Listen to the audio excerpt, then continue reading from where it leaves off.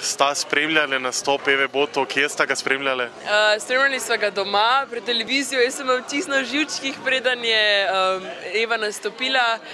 Sem ful vesela za njo, super je bila, res tak energičen nastop. Mene je kar zmrzil, jaz sem ful uživala in pol je pa to čisto odvisen od toliko drugih dejavnikov, pa vse veste, ne, pač.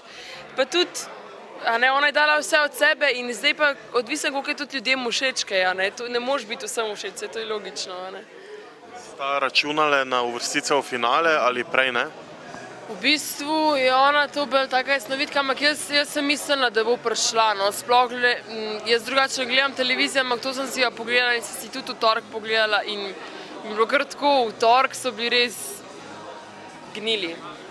Ne, če sem iskrena, ne moram reči tako, ampak niso mi všeč. Ona pa recimo mi je bila res super, sploh še glede na ostale. 16 let je stara in od sebe daje tak močen glas, meni je bilo res všeč. Jaz mislim, da bi nekako kar mogla prijeti. Ja, jaz sem napovedala, da bo prišla da bo najmanj peta, ker sem res imela tako občutek, ker mi je bila res toliko dobra in nisem si znala drugače predstavljati. Je pa res, da je bila v tem drugem polfinalu taka konkurenca, da res toliko dobrih pa pač takih izkušenih, ona je pač 16 let stara, tam so bile pa ženske 40 let stare, 30 let, ki imajo za sabo že bilijone nastopov, ampak vse je bila super. Meni je pomemben sam, da zdaj ne začnemo naš narod neki, vse smo vedeli, da ne bo ista balada, varno smo špilali.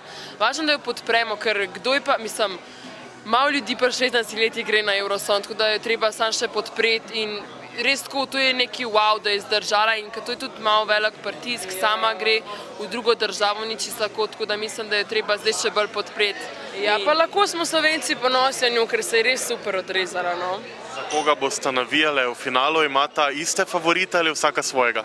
Jaz navijam za Loreen, mislim, da je švedske, ker mi je čist nekaj drugačnega. Noben ni tam tak, ona sicer, jaz sem tako rekla, da ona v bistvu zame te dance komade prinese čist na drugo raven, res taka,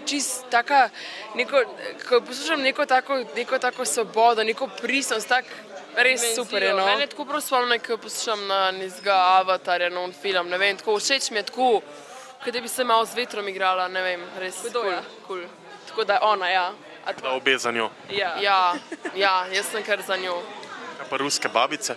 Ja, okej, ja, to sem čisto pozabila, one so res, ker prijejo, navila so, ko so neke piškote tam, ne res hudo tako. Ne, hude so, mogoče vsaka tudi malo po svoje, sam to ni nič hudega, važno, da se take bolih, stare so, prše so, uživati.